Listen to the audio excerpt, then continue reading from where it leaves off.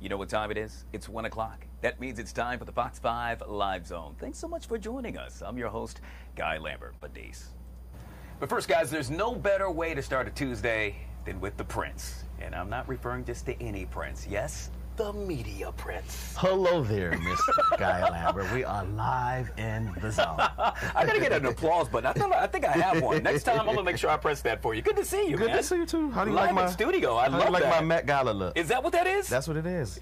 What it is Anna Wintour. I accidentally ignored her text last week, so she banned me from this year, but I'll be back next year, so that's why you didn't see me. She gave my outfit to Usher. Oh, wow. You know what? And we're going to review that later on in the show. It's kind of similar. Yeah, I see that right there. Not only do you look good, man, but as soon as you walked in, I'm like, man, it smells good here. That is the go, because we are in the season now, ladies and gentlemen, DMV, where the smells are smelling. So make sure you smell good, because it's starting to get a little humid. Yeah, I'm going to have some of that rub off on me. There we go. Let's talk a little celebrity dish, because boy, do we have a lot to talk about, Media Prince. We're going to start off with none other than Tom Brady's now ex-wife, Giselle. Apparently, she's saying she's really deeply disappointed about, you're looking at it right there, that roast that took place the other day. She happened to be the butt of many jokes and is not feeling it, Media Prince. Well, Giselle, boo-hoo. We understand. I get it, where she's coming from, how she feels. You know, we have to respect everyone's feelings. But this roast was not about her. This roast was about Tom Brady. And, unfortunately, you were a part of Tom Brady's story. So, you know how it is with roast. They tackle everything. Your spouse, your kids, your wife, your husband. And so you just happen to be a butt of a few jokes. And these are, if I'm going to be a butt of a joke, these are some people I would love to say the jokes. So, you know, Kevin Hart, for crying out loud. Why not just laugh a little, Giselle? It's not that serious, not that deep. It was all in good fun. And I say that if Tom felt she was disrespected in any way, he would have nipped that in the bud. And it was all good and good laughs. So, Giselle, get over it. Yeah, it's interesting because, as you just stated, you said it's about any and everybody, but a lot of the comedians got together prior to the roast and said, you know what, we're not going to touch on his kids, to which for the most part they did not do. So, you know, you have to respect that. However, she is now saying, well, I have to protect our children from ever seeing this because I think it will in essence, well, it is too late, Giselle. It is out there live and in color.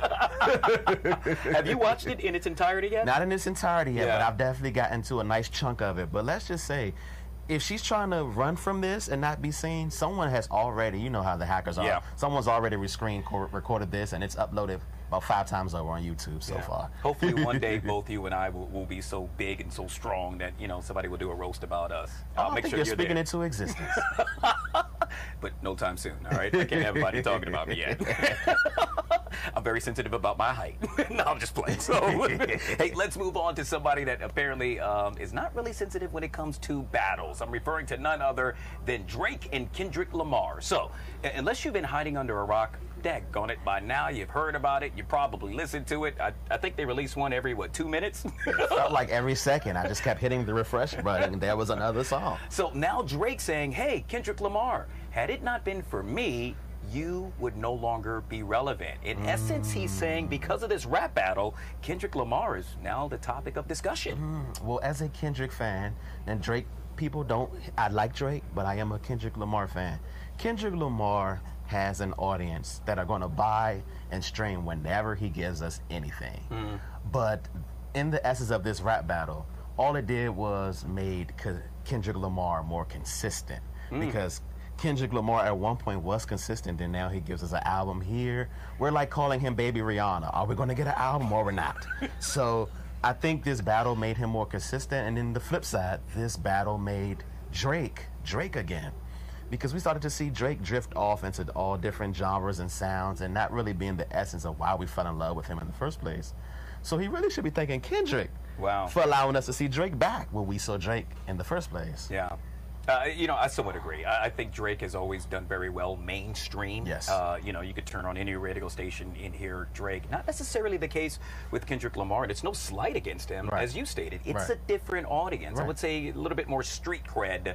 And so now to see these two actually, you know, go at it. And let's not forget, Kendrick was we just saw him in the Renaissance movie with Beyonce. Right. He had a song with Beyonce last year, for crying out loud. So Kendrick's been in a good space. Yeah, well, both of them are are, let's say, taking those checks straight to the bank. Oh, So yes. Oh, yes. I think they both get the last laugh. And we'll leave it at that.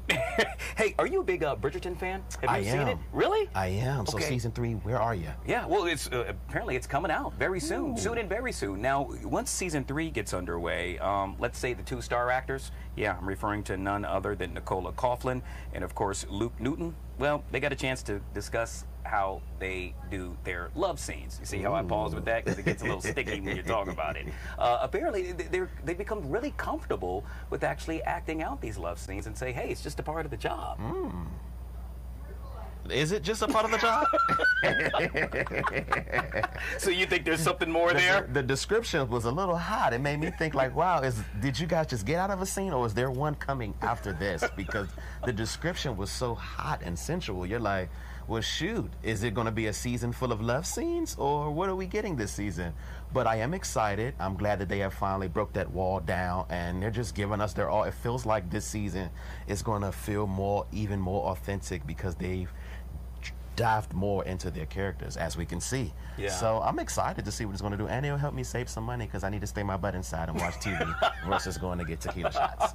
Hey, I'm with you on that one. I've always wondered how that works with, actors and, when they have to carry out a love scene. I mean, it would be somewhat awkward. I mean, it's just awkward, just period, working with certain folks, but then to have to venture down that avenue, if you will, But hey, I mean, that's why they get paid the big bucks, and that's why they're professionals. They are professionals. You have to get me the big butts because as soon as a makeout scene is in my session, I'm asking, where's the dollars? I'll be your agent. We'll talk about that. We'll make that happen. Hey, last but not least, I am such a superhero fan. I talk about it all the time. I love Batman. I love, Spider-Man. But I think who takes the cake, Black Panther, by the way, Superman. And guess what? The Man of Steel coming back in a major way. The last son of Krypton. Yeah, it's going to be appearing very soon on your TV or movie screen. None other than David Corenswet. He's the new actor playing Superman. What do you think about this? Look at the shot. The shot looks cool. I'm just wondering at how many times are we going to have to reimagine Superman? It seems like we're getting a Superman every 5 years. So I don't have any expectations. Let's just see how it's written this time because if you have an expectation, it may either fall short or it may exceed it. But I just want to see what they're going to do with this installment and see where it goes for the new generation. So I guess it keeps each generation revitalized with what their Superman is. But no one's better than my 90s Superman. Oh, God. It's 90s? I thought 80s for me. What's his name? God, it's slipping my mind.